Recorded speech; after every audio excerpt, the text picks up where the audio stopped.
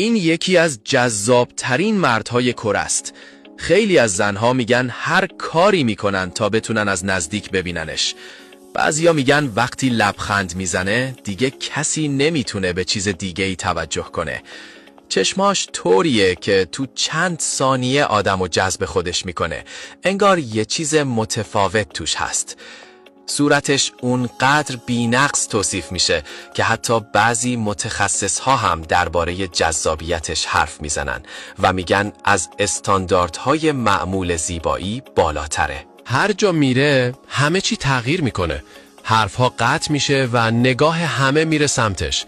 تو شبکه‌های اجتماعی هم هر ویدیویی ازش خیلی سریع وایرال میشه و میلیون‌ها لایک میگیره.